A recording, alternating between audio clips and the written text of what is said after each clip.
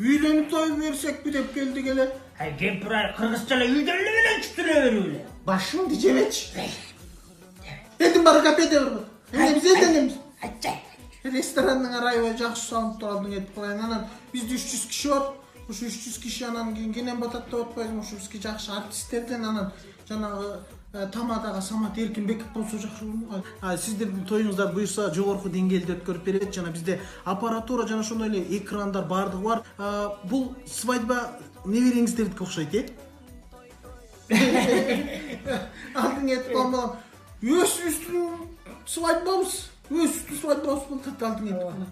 Бұл атам мұттыма тұрған үйленем деп жүріп, мына қыз жекіп болғымыз 65 жылдар.